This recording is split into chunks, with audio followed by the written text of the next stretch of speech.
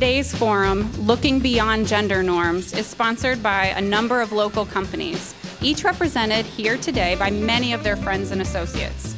Won't you please help me recognize the following 8 program sponsors: L Brands, Columbus State Community College, Gebben Communication, Barnes & Thornburg, Girl Scouts of Ohio Heartland, GBQ, Outlook, and Dispatch Media Group.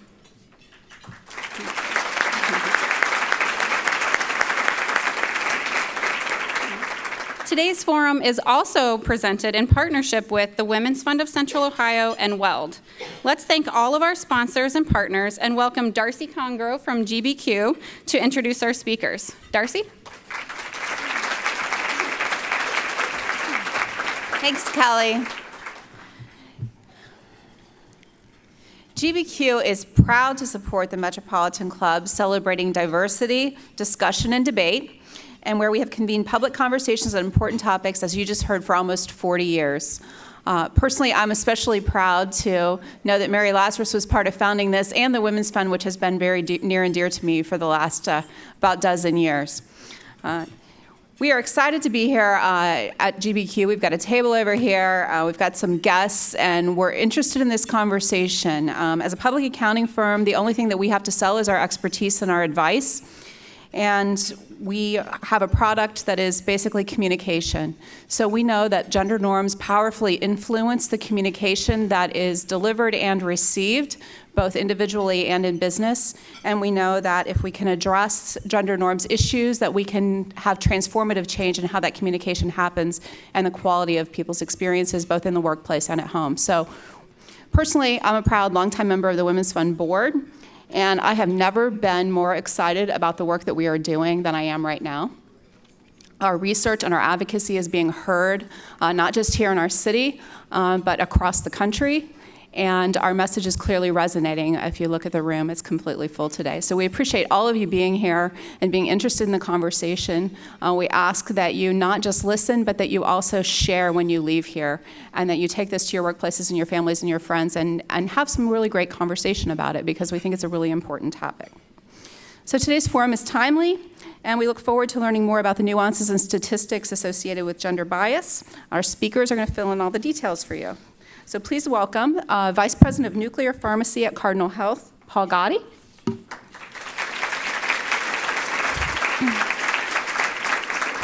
President and CEO of the Women's Fund of Central Ohio, Nicole Dunn. And our moderator, Director of Government Affairs at Calfee Strategic Solutions, Christy Angel. Christy will provide an overview of the research report and then engage the panel for conversation. And as always, you will get a chance to participate as well. So Christy, the podium is yours.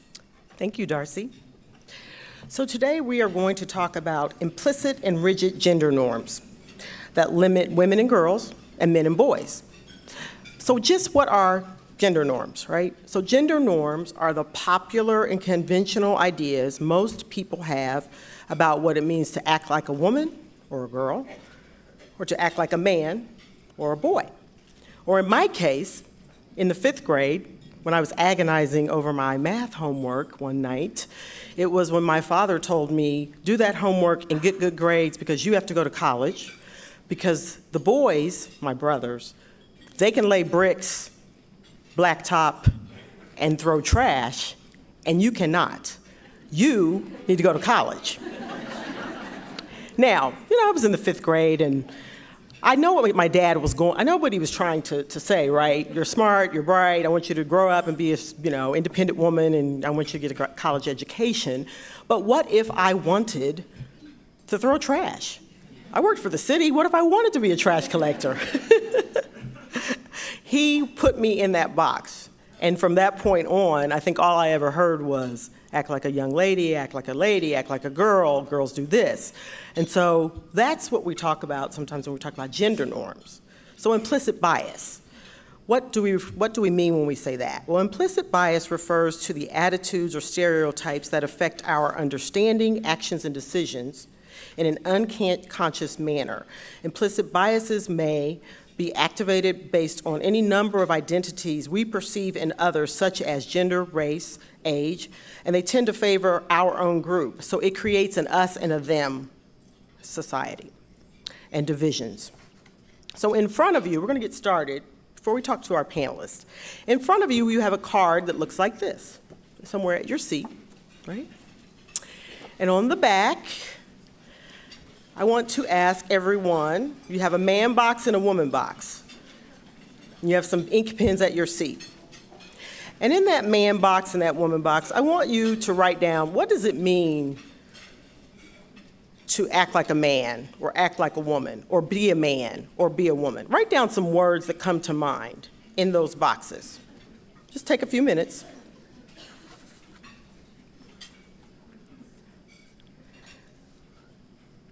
So the point of this exercise is to get everyone thinking before we start having this conversation.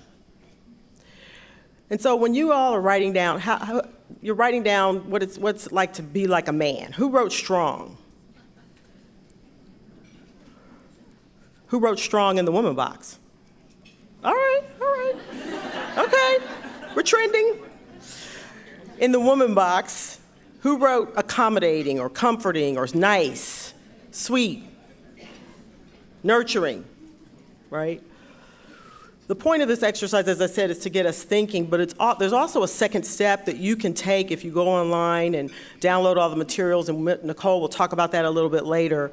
But the second part of the exercise would be what happens when we step outside of those boxes, when women aren't nurturing, when men aren't strong, and vice versa, and all the things in between. And so that's what we're going to talk about today. And now we're also going to talk about the practical applications of that, and Paul's going to talk to us a little bit more about that.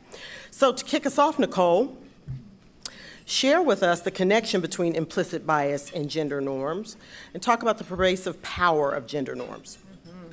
So let's, first of all, thank you for being here. This is a fantastic room. It's really exciting. And definitely be, on Twitter, and there's the hashtags for this, but then there's also another hashtag that you can start using, and that's hashtag genderbyus, B-Y-U-S. So light bulbs will go off by the end of the hour, what that is a play on. But it's also important to make sure that we recognize that when we talk about gender norms, that this is about men and women, boys and girls, as Christy walked us through. It's also about calling out and putting a name to something that we all have probably have experienced but never knew what to call it. We all have experienced social norms. We know what it means when we say, go stand in a line. We know how to behave. When you walk into a classroom, you know which way to look at the teacher. There are cues that somebody either told you directly and you consciously learned it, or there was an understanding of an experience that over time informed your behavior when you walk into a room. So now apply that to understanding gender norms, and that's the exercise you went through. The implicit bias piece now is that internalized concept of what is your attitude and expectation that you, in implicitness, aren't even aware that you're doing until you have a conversation like today. And bias is a good thing. It exists. So there's no blame, shame, judgment, or anything in this conversation. Let's be clear about that. And if anything, we can all take a pledge that there's no blame, shame, or judgment when we talk about our bias. We were just talking about, hey, it's fun to actually call it out, oh my gosh, my bias is on high tilt right now. I'm totally aware that this is happening. I need to work on that. So just like you see something like a pot of boiling water. Water is boiling, there's bubbles. You were either told, that's hot, don't touch it, or you were somebody that had to experience it and then learn, don't touch it. But somehow it exists for a good purpose. It's okay that they exist. But something that we want to make sure that we're mindful of at the Women's Fund, everything is looked at really with a stronger gender lens of understanding how this affects women and girls. And for this study, we looked at it with a stronger point of view on economic security and economic self-sufficiency. And we'll unpack that in a little bit. But think about the value that's placed on the exercise that you did. Think about when you were a young child, and you might have heard the phrase, throw like a girl.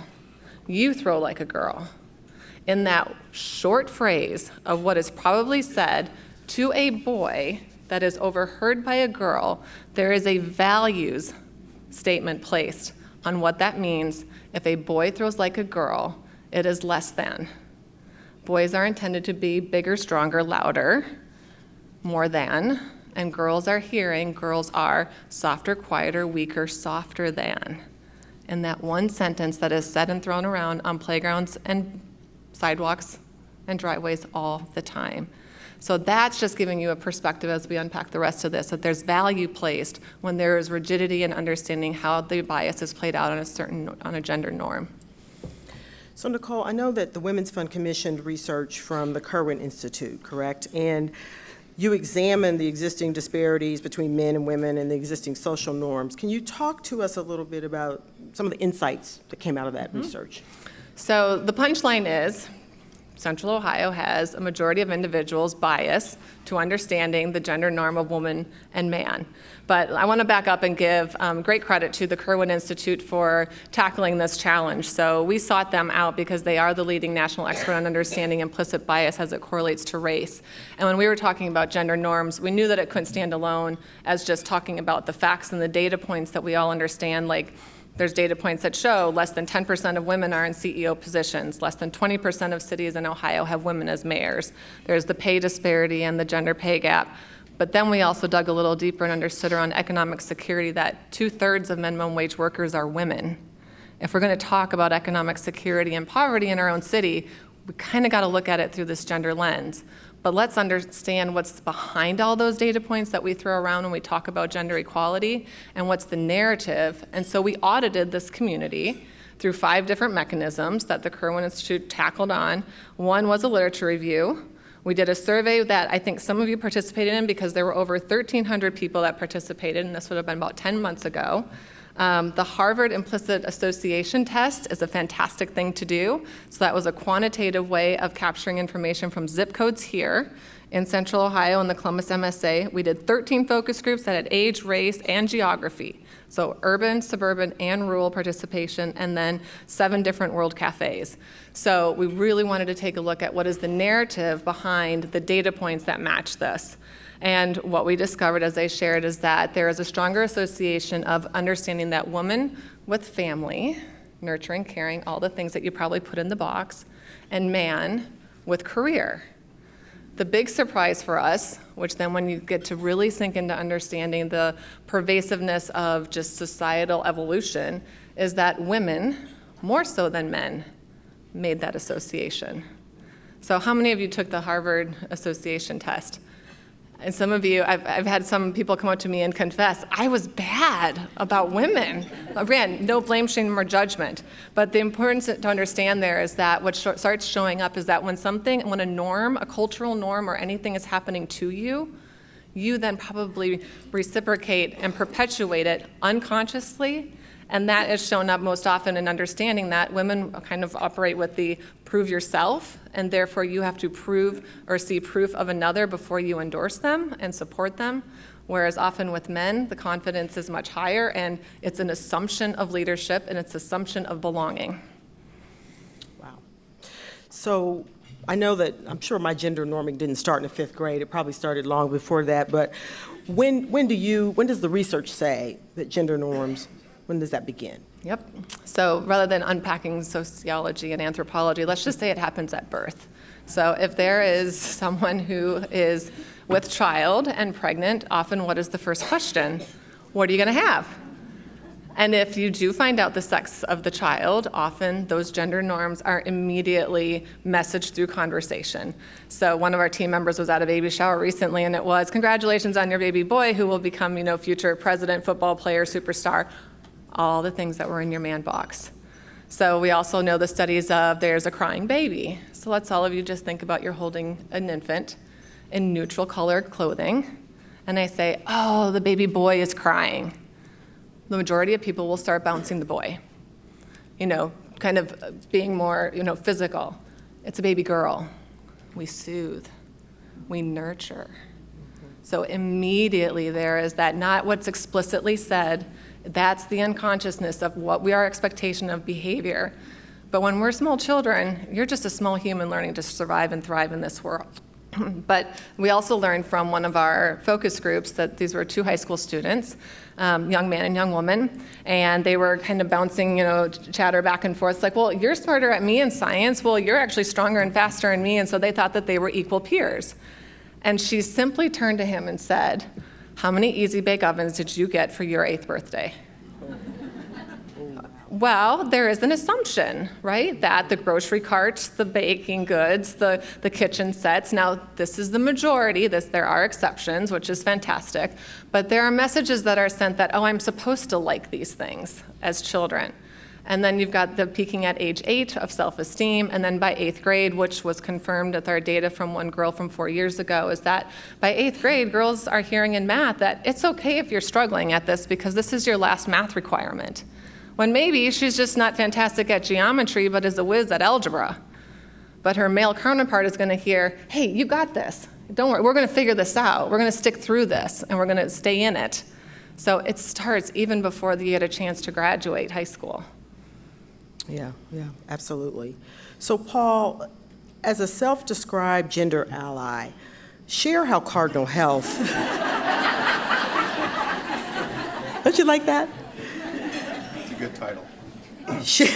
Share how Cardinal Health is taking this issue head on. Well, I think I'm lucky to work at a corporation like Cardinal, and what we have, there's some main ingredients, and what we did is first, you have to have leadership support from the very top of the house. And I'll describe how that works. And then they set some bold goals, and they believe in this. They know it's going to be a better, today's business is competitive. So to be competitive, to be really good, we at Cardinal believe you have to have a diverse house to do that. You have to know your customers. You kind of go through that. And from that point on, then they also say, people like Paul, you need to take your division, and I empower you to make it right. They don't do everything for us. But some of the things Cardinal has done in the last few years, which I think are impressive, is first, you talk about Mike Kaufman, at that time was CEO of the pharmaceutical division that I work under. He's now moved to the CFO of the corporation. We were left with what we say without a president in my division for a while. And he came in to run the division for us. And Mike probably didn't like running the small nuclear pharmacy division. He's a very busy man. But I talked to Mike, and he said, he had the applicants come in, and this is for a president job at Cardinal. That's a pretty large thing. And they couldn't find a single female to apply. And he could have hired, he said, maybe, the guy was pretty good. We could have settled, this guy's pretty good. He insisted until they could find at least 2 females to interview for this job somewhere in the United States, he was going to hold the position. He held for a year. A year. He had to run our business. But then he hired, who is now my boss, Tiffany Olson, who is the best boss I've ever had, and I've seen the nuclear just excel.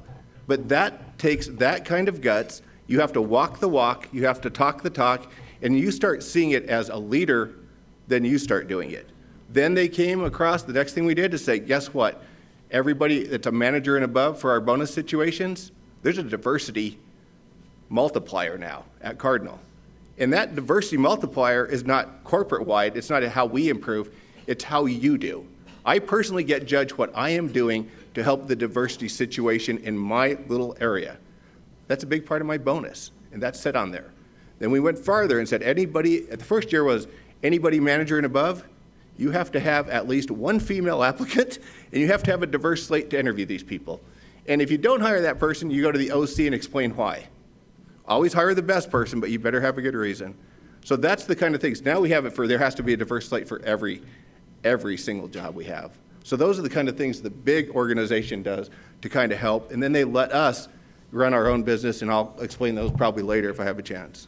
So Paul, when you were looking for applicants to lead that division, and I know you weren't specifically doing that, but you were looking and you couldn't find women. Why was that? I mean, was it that there weren't women in the field, or women just weren't, you couldn't find them? I mean, what was the problem? I think it's more the having to go out and not settle for the recruiters trying to find, they had their own goals. At that time, they had to bring a recruiting force. It's like, here's your 5.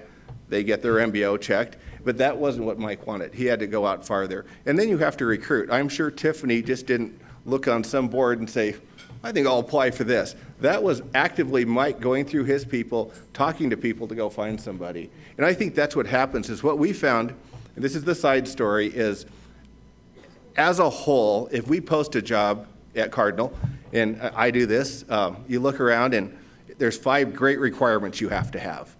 Most of my guys, if they have 1, will apply. That's good enough. We're applying, we're good. And then you have the female out there, and this is just general. They have 4 out of the 5. we're not ready yet. We're going to wait. And the thought of guys like myself, Mike, all of us said, well, they didn't want to apply. That's their problem. Then we kind of realized, no, it's our problem. We need to walk out there and say, you are the most qualified person. You are the best talent. You need to apply for this job. And that's what you have to do as a gender ally. You have to start looking and breaking the norms, because that's just, you have to realize that kind of thing happens. You want the best talent, so you have to open up the fields to make sure you get the best talent. Yeah. So share with us how and why this issue came to the forefront at Cardinal. Well, I can share, not for Cardinal as a whole, it's the bigger picture, just in my division. I'm a nuclear pharmacist by degree, run nuclear pharmacies across the nation, which we open fairly early, 10 o'clock at night, midnight. That's the kind of shifts we run to get the pharmaceuticals to the people. And I was in the Bronx. This is like one of my favorite stories. I'm sitting in the Bronx, and I show up, and I don't know if nobody's maybe from the Bronx. It's midnight. I'm thinking, I'm good. I'm going to go down to the 7-Eleven and get me a Coke, because I'm just going to walk down. I don't think anything of it. I think it's okay that there's barbed wire and there's graffiti.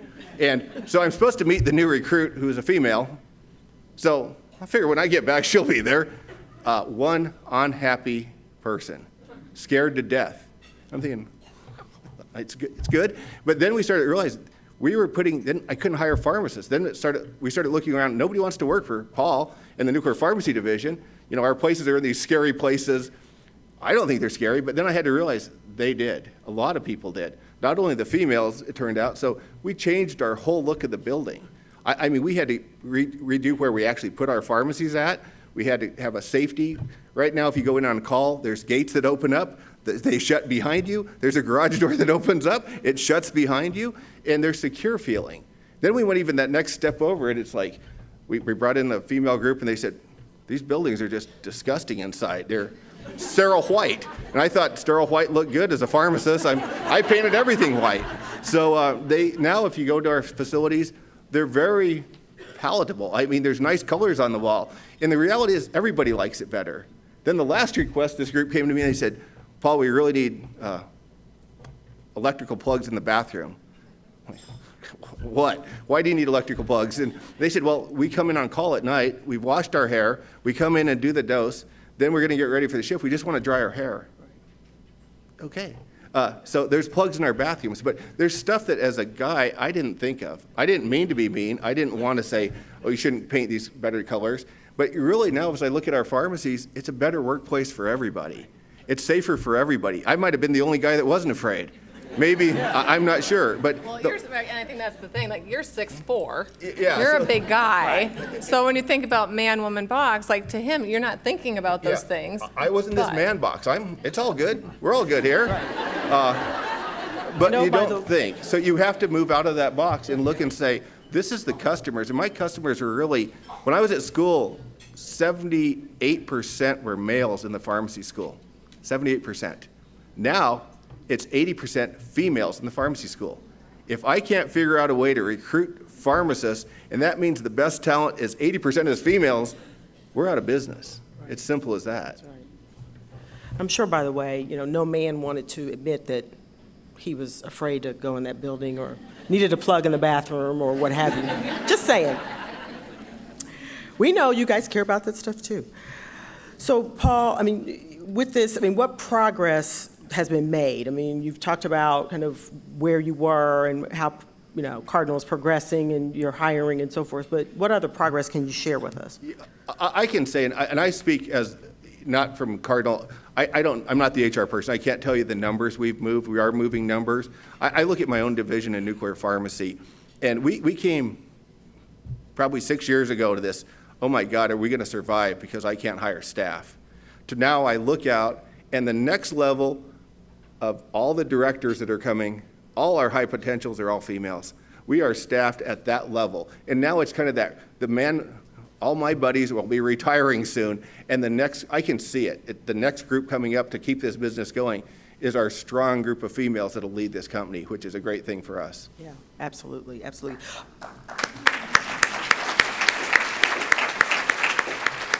And Paul shared with me as we were talking that, as Cardinal has an affinity group, for women leaders, and that, someone said, to him, you're messing it up for us. you're keeping us from, progressing and what have you. And he's like, no, Paul said, no, I'm not messing it up for you all. We've been doing it the wrong way, and we need to be more inclusive and inviting. And he was like, well, they have their own club. And he's like, yeah, and the guy said, well, we need our own club. He's like, we have our own club, right? Okay. So Paul and Nicole, a question for both of you. What can employers in the room today, what can they do to address these issues? Go ahead.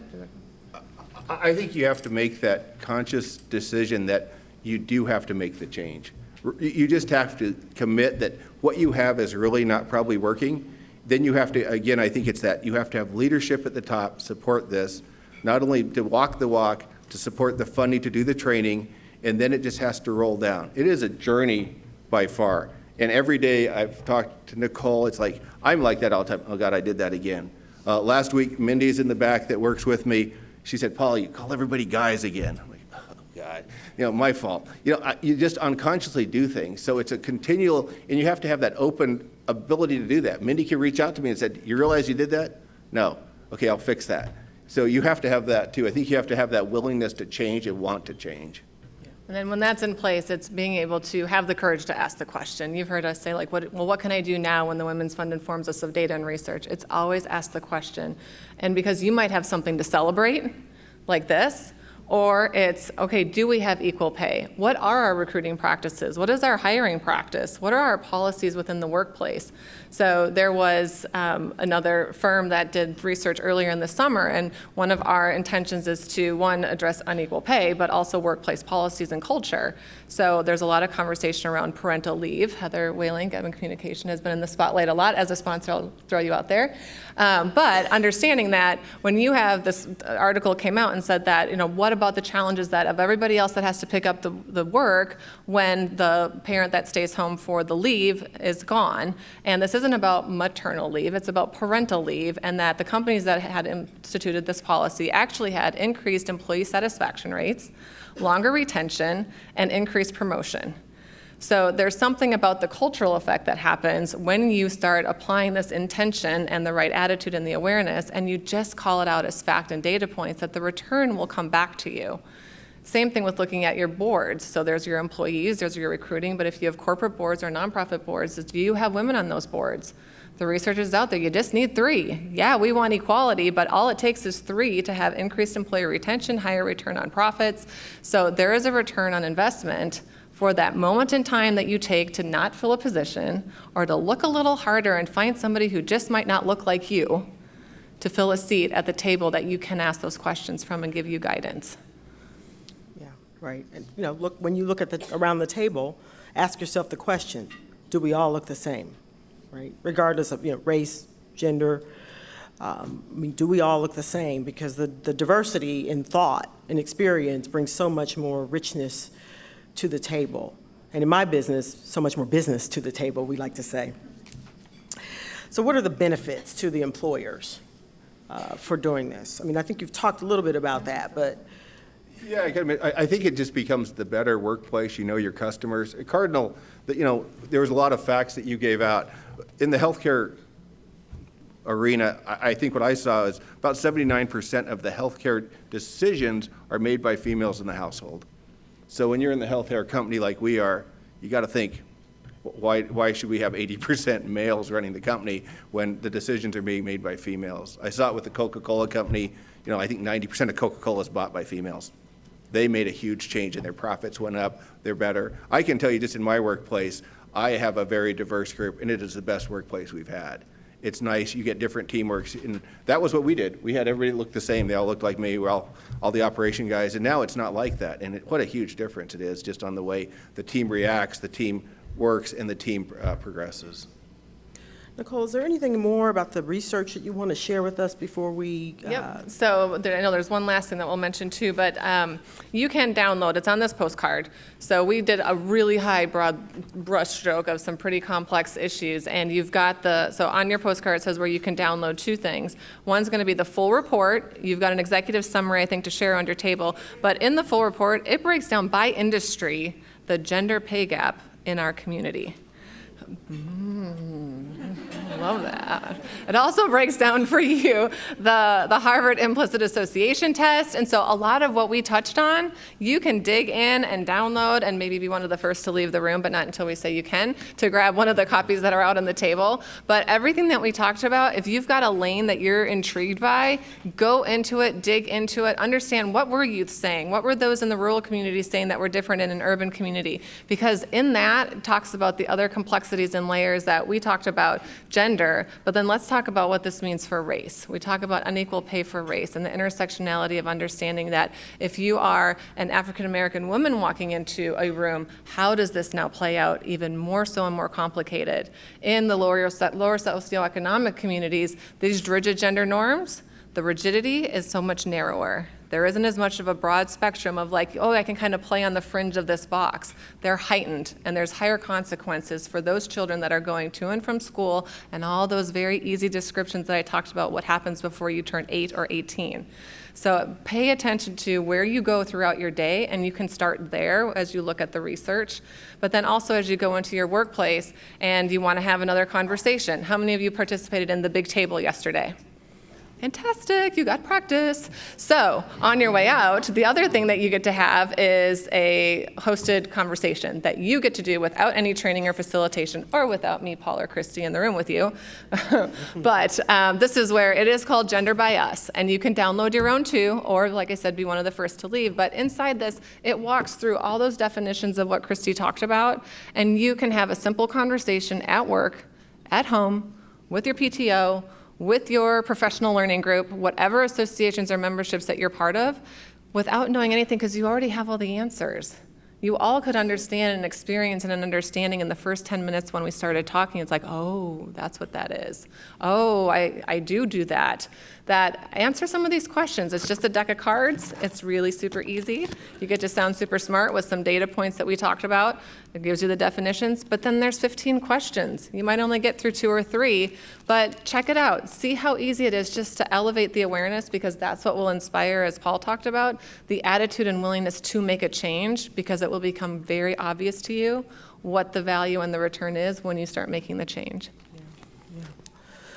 We are getting close to the time where, as it is with CMC's tradition, we have questions from the audience. I have one final question for the panel, but I do want people to start thinking about their questions.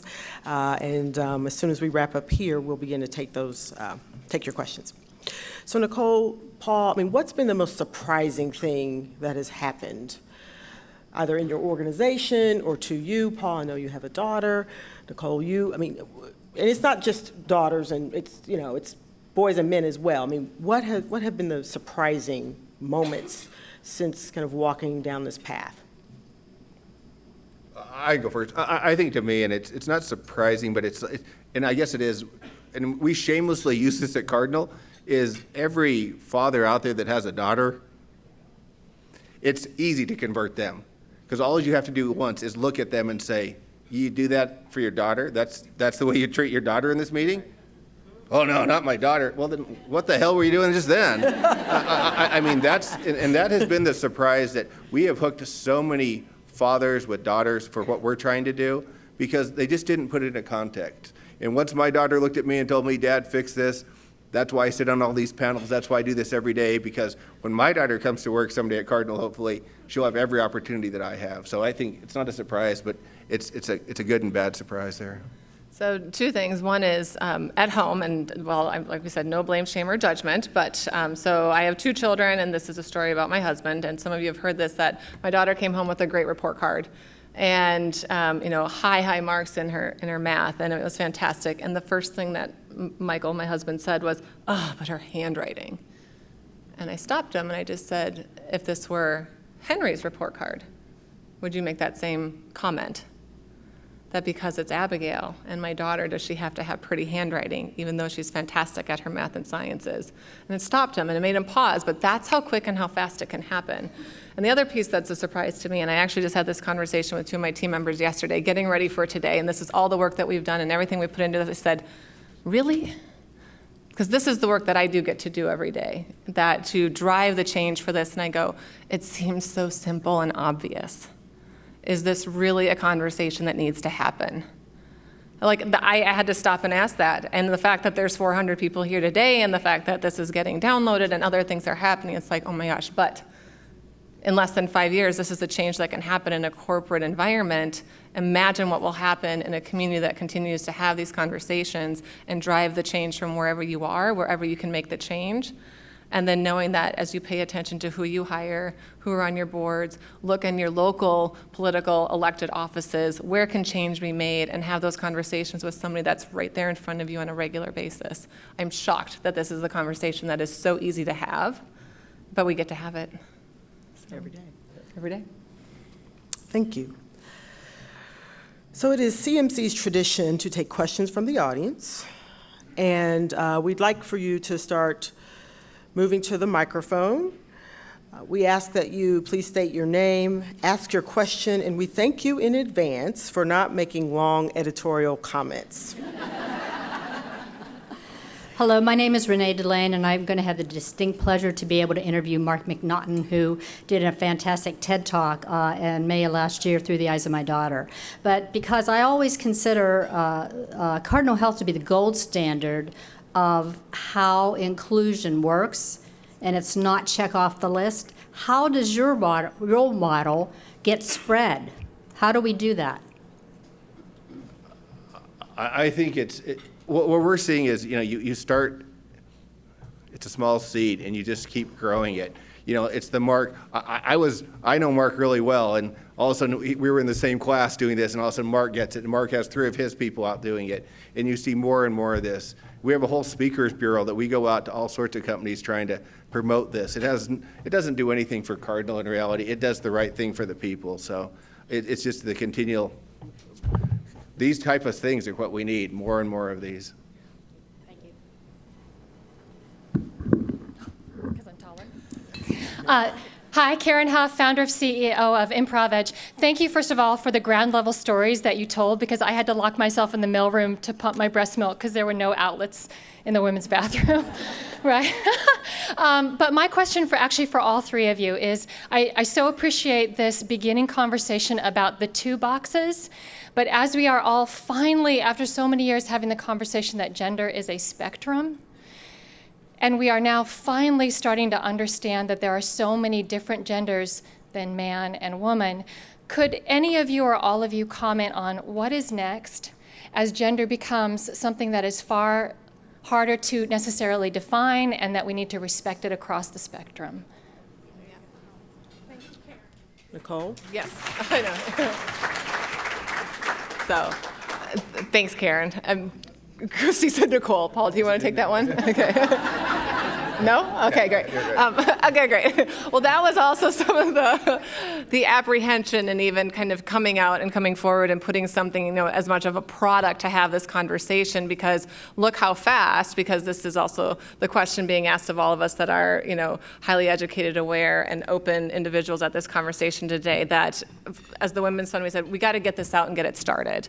So it's immediately at the bottom of the first page inside the host guide and toolkit manual, and it talks about that we recognize the complexity of this subject matter, and we recognize that every different, whether it's sexual identity, cultural understanding, and ethnicity understanding of social norms and how they play out with gender norms is multi-layered, multi-layered, in the same way that what Paul talks about is very surface understanding of what you can do to address gender inequities. I introduced gender norms at a basic level of social norms and how pervasive they are, but within this, we have to continue the conversation and unpack it. So stay tuned for potentially a 2.0. Maybe the Women's Fund will lead that, but maybe there'll be a collaborating partner who says, we want to take this conversation and we're going to go this direction. We want to take this conversation and go this way amongst culture and within neighborhoods. So what's next? You tell me and get back to us after you have your conversation, what you do with it. That's right. Thank you. Paul, do you have anything to add? No, I agree. It starts here, and this is the easiest one of all the tough ones to tackle, because it's about a 50-50 U.S. mix when we look at it. But it really doesn't matter. It could have been Hispanics. It can be anything. It's getting a diverse culture that works together and getting the best talent. And if you keep on that track, that's really what it's about. It's not, to me, it's getting there. My little daughter was 6, and she asked me once. She said, "Dad, it's It's not the color of your skin, it's what's in your heart. That's right. That's as simple. That's the 6-year-old. She got it. I don't know why we can't get it. Right. Next question. Hi, I'm Marie Trudeau with W.E. Davis Insurance, and thank you very much for being here today and a brilliant talk. In my 30-plus years in a male-oriented business, I've seen lots of good changes. There's always more to do, but it seems like right now there's a gathering storm of backlash on a national level. People who see equality as taking away some of their turf. I mean, I hate to watch the news because it's just there all the time. So what do you do with that? It's a big question. I can tell you, Cardinal, and that's what we were having a conversation when we first started. There was 3 camps. For what I was doing with the Women's Initiative group, there was a small group of women that's like, what are these guys doing now? They're trying to run the women's group now too. Like, what's wrong with this? Is bad. Then there was the larger group of guys that were saying basically like, what are you doing? You're taking away my opportunity for promotion. And then there was the bigger mass. And what we've found out over this last 5 years is we've trained more, people understand more. Those 2 smaller pies have really shrunk down.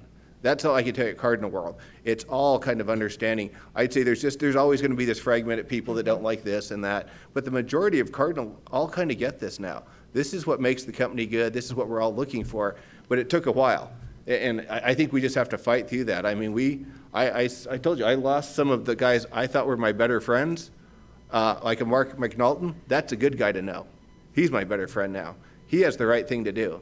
So you make some choices that way too. And some of the guys are gone now too, because corporate America, Mike Kaufman, those guys, leaders said, this is the way we want. If you don't want to work this way, there's the door. We've escorted some out that don't kind of get it now.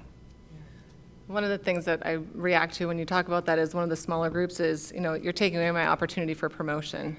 So, and then the other group, the other one in the middle, so if you know me, you know that there's an operating, belief of people behave from fear or love.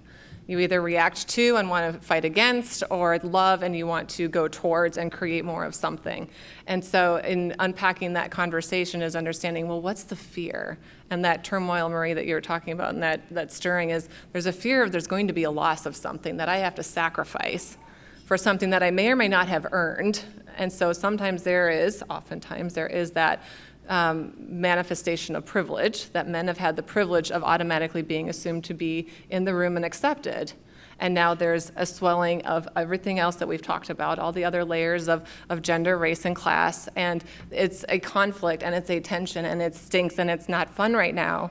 But on the other side of it, if there's enough of the momentum of understanding, what is the return on staying in it? What is the return for a company? What is the return on these highly educated women leaving nuclear pharmacy to go and have a place of work that happens to be in Columbus, Ohio? How fantastic for our economic security of our community. Or going back to that 2/3 of minimum wage workers are women, and they're the majority of the single-headed householders. It's like, let's just have that conversation, and what's the fear if we do have an increase in minimum wage or livable wage? You mean we might have an economically thriving community where kids don't have to change schools? There might be a return on that investment if we can unpack what's the fear or the loss. Or turn it around and talk about what's to be gained. What's to be gained? Next question. Barbara Fergus. Okay, Nicole. Yes, ma'am. You said gender bias. You have identified the corps in this town and just exactly how they are reacting or not. As a next step, do you anticipate that the Women's Fund will be advocates and go into those corps and use the stellar work that Cardinal has done and the research, using the research that you have done?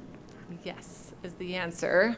Barbara Fergus is a founder of the Women's Fund, so let me also acknowledge that there are a few of them in the room.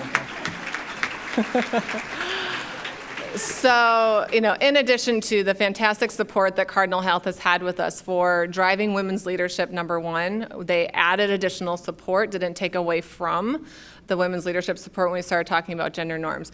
It's important that we also acknowledge that we've had increasing and constant support from Barnes & Thornburg, who will take this into the legal industry here in town and be hosting a gender bias conversation for many law firms, if not all, at various points in time.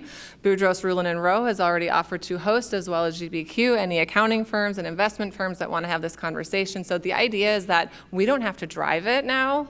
There has been, by sponsorship, putting a value to this conversation, say we want our name on that, and so much so we want to facilitate in our own firms and in our own buildings that we are the leaders of having these conversations.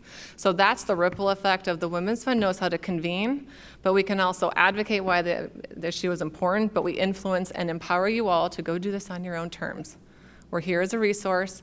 But that's the beginning. We had KeyBank, sponsor the research as well, so we know that within other financial institutions that I think it's really fascinating that it's legal, financial, and then Cardinal Health out here. Where are the other companies that this could be easily accessible to them, that have a little bit more nimbleness to change their workplace policies? We invite you to download this and get in touch with us. Happy to come and talk to you about it. Next question. Hi, I'm Jaren Terry. I'm President, Jaren Terry Communications. So Karen actually asked my question, which was, did you assume the binary for gender or take into account the spectrum? So thank you for including that statement. But also I would ask that you expand what happens next to include sexual orientation in terms of men who are gay being called more feminine, being expected to act more masculine, women who are lesbians who are criticized for dressing more masculine or not acting as feminine. So if that aspect could also be included in your next study, yay. And I'm sure there are lots who would be willing to collaborate. Yes, Thank absolutely. You. And that is a perfect point of entry because that conversation has already started even by talking about man-woman box. Right? That's why we don't say male-female. Exactly. It's about man-woman. If you identify as man, identify as woman, not the sexual identification. So that's a great way to have the conversation, and we encourage these conversations to be had in mixed gender, mixed sexual identity participants, because those things will bubble up and you won't even think about it. Like, oh my gosh, I didn't think about what that experience is like for you. I'm Amy Claben with Strategic Opportunities. Thank you so much for this very important conversation. And I was going to ask two questions. One was Barbara's, so I'm glad that this is going to be taken into the corporate community. The other question is our children. What will be done to bring these concepts into the public schools? Because by the time kids graduate, they already have all these gender stereotypes, and it's so ingrained. And we really need to work with our young kids. And my last comment is, I look forward to the day when this room represents the diversity of the community. I mean, if you look around, it's so many women, and it's wonderful that you're here. But the fact is, we, in general, don't have the power to make change. As it was said a few times, you need the corporate leadership at the top to bring about the change. And how do we get them in this room to help ensure that this really takes hold? So thank you. The next time we have this, when we have 2.0, everybody's going to be responsible for bringing a man, or a man has to bring a woman, or what have you. How about that, right? We all have to bring a friend. Go ahead. I'd say by observation, this is more men that was in the room than the time that we did the Womenomics CMC 2 years ago. So I think that it's happening, the tides are changing, and I think with leadership from Cardinal Health and Paul today, from Bill Nolan, from Barnes & Thornburg stepping up and raising his hand to put a stamp and a stake in the ground on this, it's going to start happening, and it'll happen very quickly because of how easy this conversation can happen. Talking about with our children, all those examples of where gender norms come in. When we first began this conversation, which started 3.5 years ago with one of our board members and team members hearing Ricky Wilchins at a Women's Funding Network conference, and it took us 18 months to grasp, how do we message gender norms to this community? So we said, well, we'll just bring Ricky herself to come and talk about it versus us. And that was 2 years ago next month. that we brought her to this community and did the road show, 5 different shows. One was CMC, but we had Superintendent Dan Good there. And we brought in some of the school educators to say, are you seeing this? How is this playing out? Especially also with the boys. And what happens with those rigid gender norms and the intentionality of like, you need to be tough, you need to be mean, you need to like stand up for yourself and fight back, and the aggression that happens. You know, reducing teen pregnancy is a commitment that the Women's Fund has. And so we were only, you know, focusing in on the girls. Well, hold on, wait a second. You know, this needs to be a boy conversation too when you're talking about conquest and how, you know, I bet I can have my first kiss, my first whatever by the time I'm this age or this many experiences. And the girls are saying, whoa, I'm just supposed to accept that this is normal. So absolutely, you know, I'm right there with you, Amy, that this needs to then somehow go into the schools, and that is not the work of the Women's Fund, but we are happy to partner, collaborate, and even potentially fund a grant partner. And we know that our Life Skills for Girls grant partners are doing this work. Rox is over here, we've got TGIF, we've got Jess Sparks with Girls on the Run, I know they're in here, and Jess is right back there, and she served on the advisory committee for the research project, so then I get in trouble because I'm sure I'm missing somebody obvious, but the Life Skills for Girls serving programs and organizations have been part of this from the ground up 2 years ago, and they will continue to be part of this conversation. So I know that Jennifer Ciccarelli with CSG, this is a commitment that she's brought to this community to say, how can we talk about this beyond just single-sex education, but talking about the whole girl growing up? We've got the Girl Scouts that have this as a commitment in their character confidence, and I always forget the other one, the other C, courage. The courage to become a girl of strength and honor. So they're all talking together. That is the beautiful thing of having a collaborative community like this, where the Women's Fund can stand right next to WELD as a sponsor and supporter of today to say, hey, we want more women serving on corporate boards. And 10 years ago, no one entity said that's our mission and that's what we put a stake in the ground in. So we all worked together and created Women at the Table. But now WELD is driving that, and we're happy to help support it. Everybody gets to do their part. Hello, my name is Kim Young. I'm a doctoral student at the John Glenn College of Public Affairs.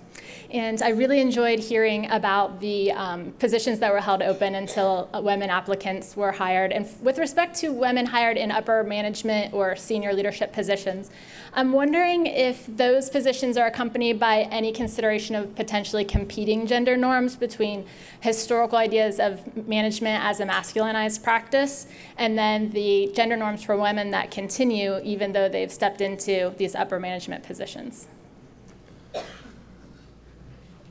I'm not really sure how to, I don't think so. I think we try, it's, and again, like, I know Tiffany's position, what they were looking for that, but, you know, on some of the technical, and I can tell you there's still, it's a huge problem for me. I have a engineering division that works on radioactive cyclotrons in the middle of the night. It's hard enough to find anybody to do that job. And we have been totally unsuccessful at finding a female anywhere in the U.S. that would even apply for one of those jobs. But I think as you see in the future, there is more of the younger kids that are being okay with science and stuff. So that one's going to take a while. To find electrical engineers that are female is tough. But most of the time, I don't think we have any, like what you're talking about. At the leadership level, it's more about leadership. Unless there's specifics like you have to have a nuclear engineering degree or something like that. That's a very small niche that we have. But like Tiffany comes from a sales background to lead a nuclear pharmacy. She's never done nuclear pharmacy, but she has great leadership skills. So who asked that question? Where did you go? I didn't see it. There you go. Okay. So through your colleagues over at Kerwin, what we did capture was that in performance evaluations, there is proof that there are different words that are used to describe the same performance of work differently if a woman performs it versus a man.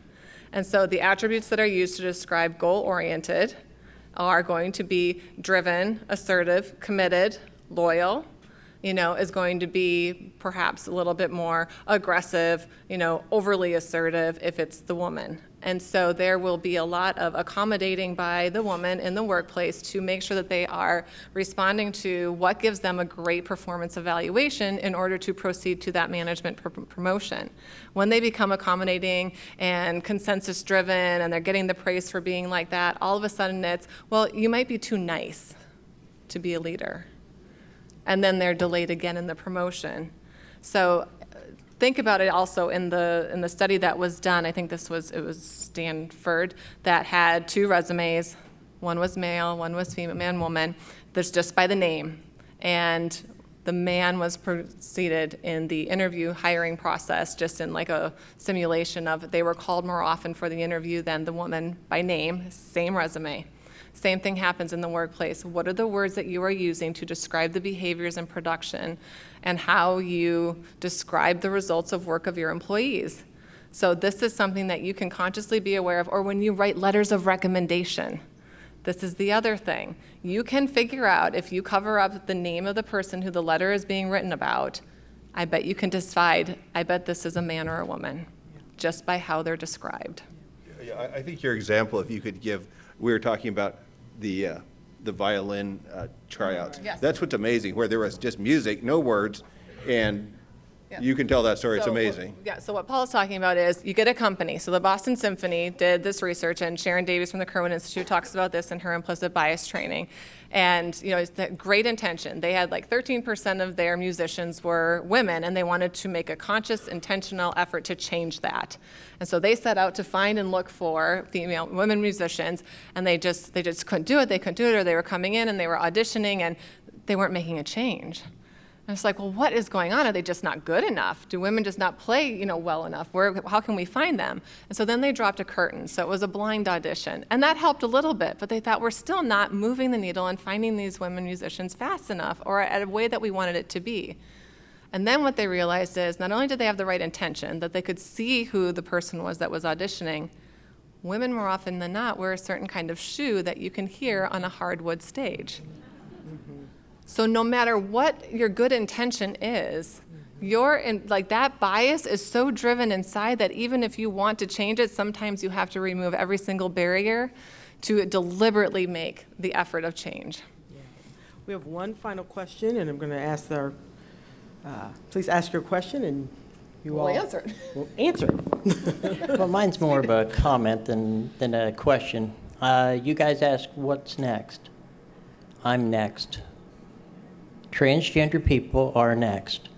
These are people that forget about those 2 little boxes on that little card. Those boxes blend. There's no line in between. I've noticed through my life, I've noticed the gender binaries. When I was a guy, I blend in perfect. I had plenty of work to do, made plenty of money. When I transitioned, I noticed the reduction in pay. I worked for several jobs around Columbus, and they worked me for a while, and then they turned around and released me because they didn't want to educate their employees. The last job I had working for a company, I got fired because of the restroom issue. 2 women in the office didn't feel comfortable with me using the restroom. They were afraid that I'd walk in or they'd walk in while I was in there. I've been self-employed for over 15 years, doing spot labor for friends of mine. I don't make enough money to even claim taxes. I'm not bragging, but my accountant says if you don't make a certain amount of money, don't come see me. Ask your question. But anyway, I'm glad the conversation's going on, and I do hope that the conversation continues with what's next. Thank you. Thank you. Thank you.